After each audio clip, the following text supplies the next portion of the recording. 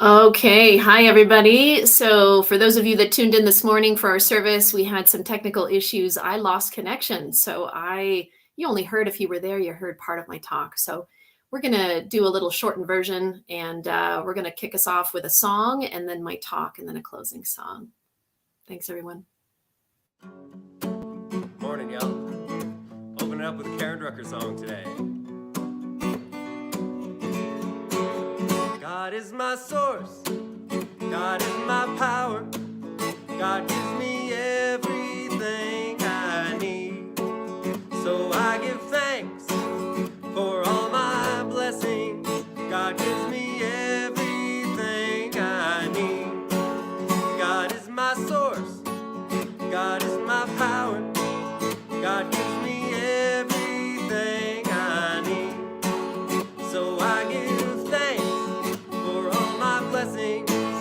God gives me everything I need. God is my source. God is my power. God gives me everything I need. So I give thanks for all my blessings. God gives me everything I need. God gives me everything I need. God gives me everything I need. God gives me everything I need. Thank you, Jimmy. God does indeed give us all that we need. So, let's harmonize our hearts and minds by taking some deep breaths. And let's say together care, appreciation, gratitude, compassion. Care, appreciation, gratitude, compassion.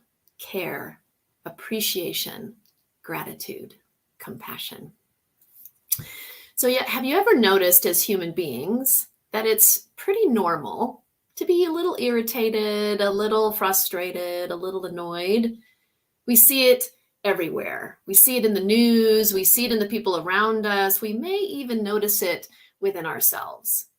And then we complain about how irritated or frustrated we are about something in our life or someone in our life. And the emotions come and go, they happen so fast. And if an emotion sticks around for a long time, we then judge it, especially those of us on a spiritual path. Everyone has permission to let their emotions get the best of them, except those of us on a spiritual path, right? So, what are the emotions that you judge yourself harshly for? So, just take note of that. What are the emotions that you know when they come up for you, you judge them? You're not very kind to yourself about that particular emotion, whatever that is. We label our emotions. Emotions such as love and acceptance and excitement and happiness, we label them as positive. And others, sadness, anger, frustration, anxiousness, we label them as negative. Personally, I think we should no longer refer to any emotion as positive or negative, because as soon as we do that, we're saying that one is good and the other is bad. There's a lot of shame that gets attached to certain emotions. So we don't feel like we have the freedom to express them when they come up. We receive praise for our positive attitude and our happy thoughts. So we get the message pretty quickly in our culture that certain emotions are acceptable and others should be hidden away. But all emotions are valid and important. They are messages from Spirit inviting us to look deeper. If we push our emotions away, we are dismissing a divine aspect of ourselves. Our emotions are a beautiful part of who we are and deserve to be recognized and validated. Sometimes we jump to happiness too quickly because we feel the pressure to do so. And we do ourselves a great disservice by doing that without sitting with the hard emotion that is coming up. When we try to move to happiness too quickly and we skip over our pain, we miss the lesson that's waiting for us.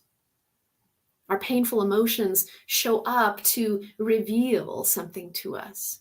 They stand before us with a gift, like a messenger from God that says, pay attention here. There's something to learn. There is something that wants to be revealed. Painful emotions, they're part of our journey. We can't avoid them. We can't shove them aside or step over them. Well, we can for a short time, but eventually they find their way back to us saying, hi, it's me again. Are you ready to heal now? So when they show themselves to us, they are actually crying out to be held, to be acknowledged. It's like a child that just wants to be loved. And truly, when hard emotions come up, it is a younger version of ourselves showing itself. Once we are aware of the emotion and we can approach it with love, acceptance, and understanding, we can work with it. Instead of judging the emotion and expecting ourselves to have handled it in a different way because we've been on a spiritual path for X number of years, instead we can meet it with tenderness, with grace, and with unconditional love. I got a job at a nonprofit when I first moved to Colorado 15 years ago, and I found myself activated and triggered by the environment I worked in and many of the people that I worked with. I would go home angry and upset daily, and then I would judge myself for not being able to handle myself in a better way. I soon realized that the emotion I was feeling was familiar. I discovered that it wasn't about my current circumstances. It wasn't about what was happening in that moment. It was related to something from my childhood, from long ago, that I was still carrying around. Wounds related to not feeling seen and appreciated and valued. And I learned a practice at that time that really saved me. Whenever I would notice myself feeling activated, I would close my eyes and I would imagine my 4-year-old self standing before me. I would see her with her little pigtails and her big smile and her rainbow unicorn shirt, the shirt that I loved as a kid. And I would invite her up onto my lap. I would hold her and I would tell her that I loved her. And I would reassure her that everything was okay. It only took a couple of minutes to do this. And I was amazed how quickly my triggers completely disappeared. Every single time. I share this not only to give you a tool that perhaps you could use in your own life, but to also point out what happens when we approach our emotions with kindness and with love. Jeff Foster said, your pain, your sorrow, your doubts, your deepest longing, your fearful thoughts are asking to be held here now lightly in the loving arms of present awareness. Our emotions are saying to us, I'm here to show you something, to point you toward what needs attention and healing. And if we're brave enough to be with the emotion and find out what it wants to show us, we can transform it. Our emotions are our superpowers because they are the key to our transformation. But we have to pause and slow down enough to notice them and have the courage to say, I see you. Thank you for showing yourself to me. We have to really have the courage to dive into them and really feel them. We won't fall apart by doing this. God's always got our back. The only way to the other side is to allow ourselves to feel all of it. So we take a deep breath and we hang out. We hang out with the emotion. We find out what it wants to tell us, what it wants to share with us. As we approach our emotions with grace and with love, it's as though we are treating ourselves the way God would. We are saying, I love you, to that part of ourselves that is experiencing that emotion. We are holding space for ourselves just like we would for a loved one or a close friend. As we do this for ourselves, it will then become more clear what the emotion is about. There's often an unmet need underneath. And even deeper than that, a core belief that is no longer serving us. We can start with asking ourselves, what is that unmet need? When we experience strong emotion, there is always an unmet need present there. And if we want to take it even deeper, we can ask, what is the core belief that I'm holding on to that is no longer serving me? In my experience at the nonprofit, I had a need to feel seen, to be appreciated, to be valued. And it wasn't being met in that environment and by the people I worked with, which created tremendous anger in me. The core belief that was underneath all of that was that I wasn't lovable. You know when a core belief has been triggered because the emotion is intense. And as Glennon Doyle talks about in her book Untamed, we can exchange those core beliefs, those root beliefs, for something else. Once we are aware of what that core belief is, we no longer have to walk around with it, hanging out in the background. We can change it. One of the main principles of science of mind is that through the power of our mind, we can change the conditions of our lives. Isn't it wonderful to know that? So once we've recognized our root belief, we can exchange it for something else. Instead of I'm not lovable, I can exchange it for this. I am a beloved child of the universe. I am worthy of love and being loved. Such a different energy and vibration. And as we change our belief, it transforms and it heals. And it reminds us of the truth of who we are. And then we are no longer run by that outdated belief. We've now upgraded it. And we have the power to do that. We think that the goal of our spiritual path is to reach a place where we are no longer thrown off course by life, where we get to experience peace and happiness on a regular basis. We think that someday we will achieve enlightenment. If we just read and study enough, meditate and pray enough. But is the goal really to reach enlightenment? Enlightenment isn't something that can only be attained by Zen Buddhist monks. I believe that enlightenment is about having the courage to meet ourselves face to face, again and again, loving and honoring who we are and opening our hearts to receive the gifts that life wants to give to us. James Cisneros said, enlightenment is not a change into something better or more, but a simple recognition of who we truly already are. Our emotions, our fears, all of it is what makes us whole. All of it is what makes us beautiful. And so really, this journey is about loving ourselves. It always comes back to that, doesn't it? All of ourselves. Loving the moments when we fall, the parts of ourselves that aren't perfect, the moments when we choose anger over love, the human moments when we respond in unspiritual ways. Emotions are an important part of being human.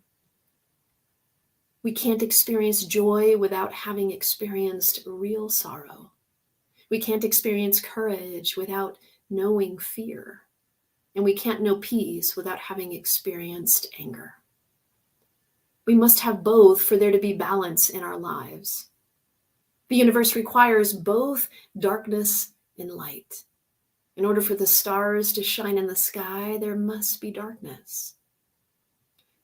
Joy Bell C said, there is some kind of sweet innocence in being human, in not having to be just happy or just sad, but being able to be both broken and whole at the same time. We are whole just as we are. There is nothing we have to do to achieve that. Carl Jung said, wholeness is not achieved by cutting off a portion of one's being, but by integration of the contraries. So it's about bringing together all aspects of ourselves into an integrated whole, and knowing that all of it contributes to the beloved being that we are. There is beauty in being human. Let's embrace all of it. the messiness, the excitement, the chaos, the joy, the deep grief and despair, the fear and the anxiousness and the love. For we are all in this universe together as souls, experiencing our humanness and the humanness of others. To be alive is to feel all of it and not let it break us or cause us to hide parts of ourselves, but instead to shine our light, proudly showing the world who we are. Let's embrace our humanity. Let's love our emotions as they are messengers, showing us what needs to be healed and what needs to be loved. And so as we close out the service today, no matter where you are sitting right now, in your home, in your room, say these words out loud. Repeat after me. The loving Spirit is right where I am, within, around, and through me. I am in Spirit. Spirit is in me. I honor all that I am. This wellspring of life, flowing up through me, knows no obstruction, no limitation, no imperfection. There is a spiritual power upon which I may rely. I believe in myself because I believe in the divine presence that dwells within me. There is a pattern of perfection at the center of my being, a divine and heavenly pattern of wholeness. I allow the divine wholeness to flow through me in ever-widening circles of activity. I live in peace. I live in joy, in love, and in perfect life. And so we take this into prayer, taking that sacred breath. We feel into this space, into this moment, into this time. And we recognize and know that that loving presence of God is right here where we are. I am knowing that whatever emotions are within us, whatever emotions we are struggling with, I am knowing that they are gifts. I am knowing that we are able to embrace all parts of ourselves, for we are whole. I am knowing that we are these divine beings, guided so beautifully on this path, supported by Spirit, supported in all ways as we walk this earthly walk. I am knowing that we are reminded that we are whole, that we are reminded that we in any moment can choose to honor all that we are, that we can choose to honor every aspect of our being, to wrap our arms around ourselves, to wrap our arms around that younger part of ourselves and say, I love you, and say, I am here. I am present with you now. And so we know that our lives are blessed. We know that as human beings, we are blessed by that divine essence of God that shows up in amazing and wondrous ways, supporting us as we walk, as we move, as we take steps through this life. We are lifted up and reminded of the wholeness and the perfection and the beauty and the love that we are. And so with that, we let this go. We trust, we allow, we hand it over to God that always says yes, a God that always says yes.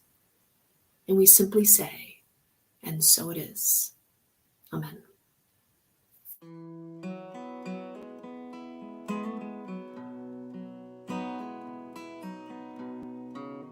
Spirit, know my name. Call me home